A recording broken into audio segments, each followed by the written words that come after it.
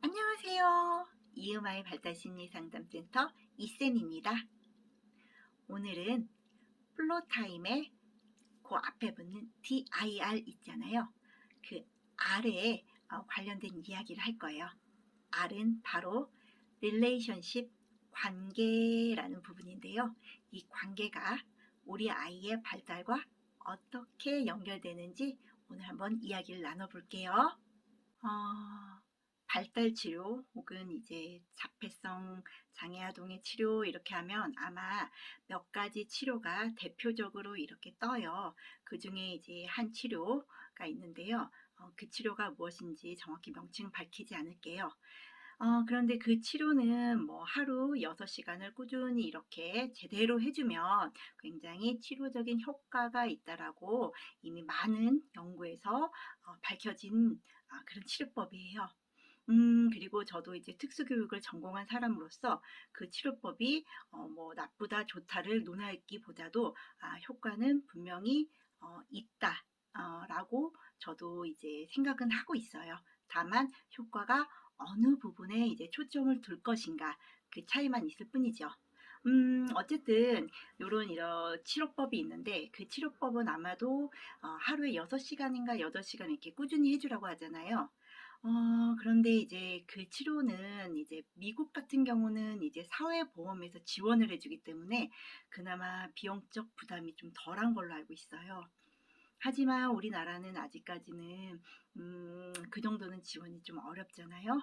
그러다 보니 굉장히 비용적 그리고 뭐 장소 뭐 치료하는 치료를 제공하는 사람들의 뭐 제한 뭐 여러 가지를 통해서 약간은 조금 좀 다르게 변형된 것 같더라고요. 그러다 보니까 이제 이 치료가 효과가 있었다는 친구들도 있고 이제 없었다는 친구들도 있고 좀 다양한 결과 그리고 이제 이미 그 치료법이 좀 변형이 됐기 때문에 정확히 그 치료를 했다라고 말하기도 참 애매한 경우도 있어요. 네. 그런데 이제 뭐 얼마 전에 제가 이렇게 뭐 우연히 이렇게 보다 보니까 그 치료를 전문으로 하는 센터에서 플로타임 치료사를 이렇게 구하는 경우도 제가 봤어요. 실제로 한 친구는 거기에 그 치료를 하러 갔는데 놀이하는 선생님은 플로타임 선생님이더라. 뭐 이런 경우도 있어요. 그만큼 또 아무래도 아이들의 또 관계라던가 정서를 발달시키는 데에는 또 플로타임이 또 아무래도 좀 더 적극적 아니면은 좀 직접적이지 않을까라는 생각을 제 추측, 제 생각은 그렇습니다.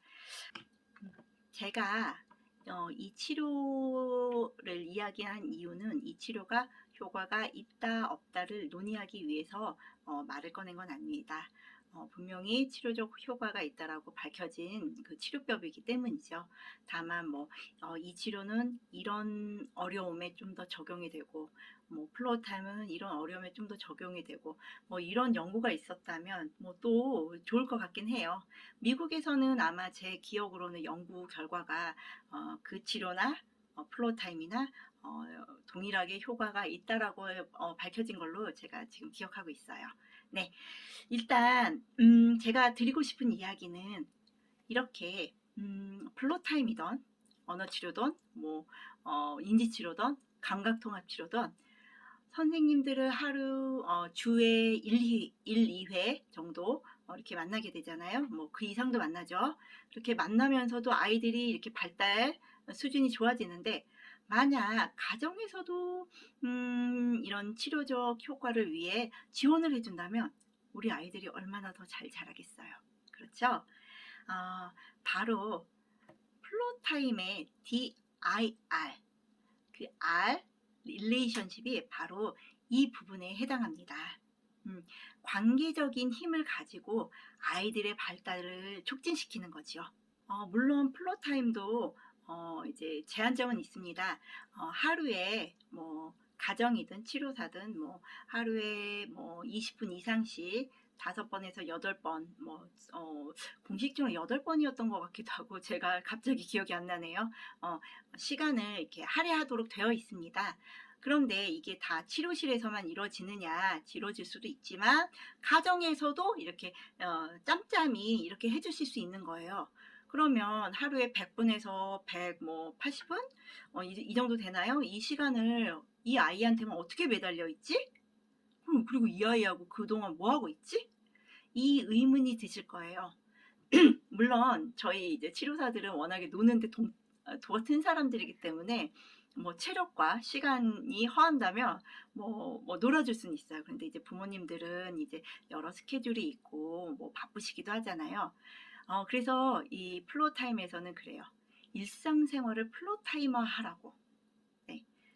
노는 것 말고도 이제 플로타임이 물론 마루놀이여서 놀기도 하지만 그냥 일상생활에서 플로타임들의 그 원칙들을 맞춰서 같이 진행을 해주는 거예요.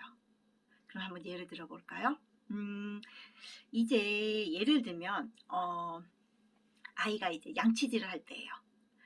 양치질을 할 때 빨리빨리 양치질하고 빨리 씻겨서 빨리 나가야지. 여기에서 좀 벗어나 보세요. 그러면 어떤 과정이 벌어질까요? 이 양치하는 순간에도 이제 상호작용을 하는 거예요. 상호작용을 하는데 거기에 이제 즐거움도 가미되고 아이의 흥미도 좀 유도하고, 만약에 이 아이가 여기서 발달적인 어려움이 있다면 이 부분도 지원을 하는 거죠. 예를 들면 양치질을 안 하려고 하죠. 딴 데 보기도 하고 아니면 아예 칫솔을 넣으려고도 안 할 거예요. 그러면 어떻게 하면 될까요?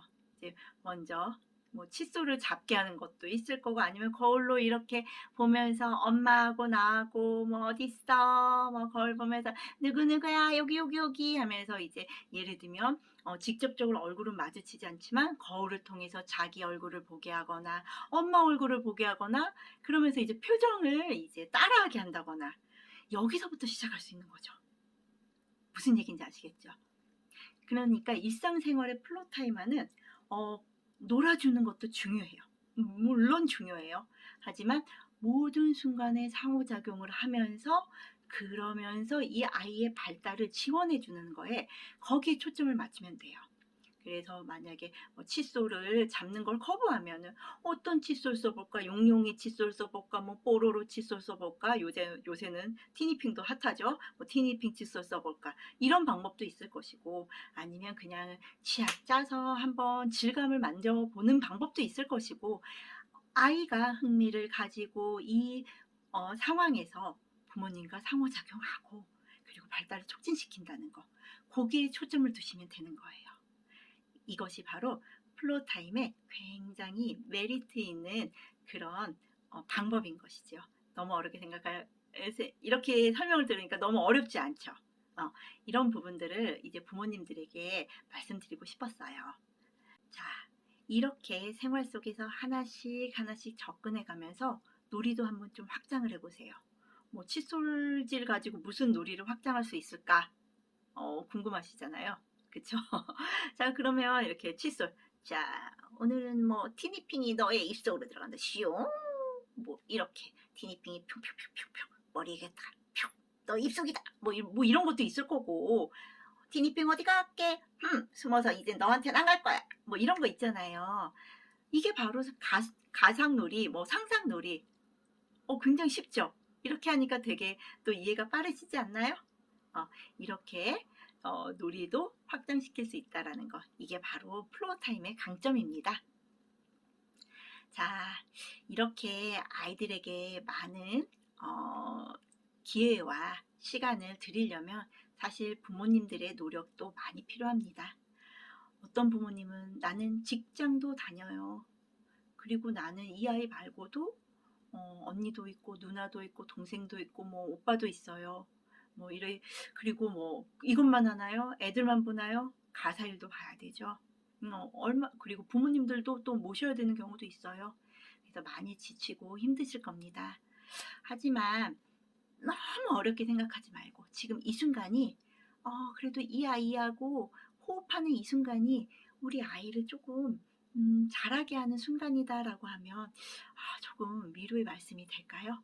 아, 조금 힘을 좀 드리고 싶네요. 만약에 이렇게 노력을 해보고도 어려우시다면 만나고 있는 플로타임 치료사나 아니면 발달놀이 전문가에게 코칭을 받으실 수도 있습니다. 아마 좀 코칭을 몇 차례 이렇게 받으시면 조금 수월하게 상호작용을 한다던가 조금 수월하게 놀 수도 있으실 거예요. 저의 경우는 뭐 부모님들이 아이를 데리고 직접 다이렉트로 오셔서 뭐 다이렉트 코칭을 받으시는 경우도 있고, 아니면 이제 놀이 영상들을 이렇게 찍어서 저하고 같이 공유하면서 비대면으로 코칭 받으시는 경우도 있습니다. 뭐 혹여라도 도움이 필요하시면 여건에 맞춰서 코칭을 받으실 수도 있습니다. 만약 내 아이와 상호작용이 좀 어려움이 있으시다면 언제든지 문의 주세요. 저희 이음아이 발달심리 상담센터는 네이버에서 마음 이음 발달심리 상담센터로 검색하시면 블로그로 연결되거나, 아니면 요 유튜브에 제가 연락처를 남겨놨으니 거기로 연락 주셔도 됩니다. 저희가 이제 곧 마음 이음 발달심리 상담센터에서 이음아이 발달심리 상담센터로 이제 이름을 바꿀 예정이에요. 상호명을 바꿀 예정이니까 뭐 두 개 다 검색하셔도 아마 저희하고 연결이 되실 것 같아요. 네, 그러면 다음번에는 또 좋은 내용 가지고 여러분 찾아뵙겠습니다. 다음에 또 만나요. 안녕.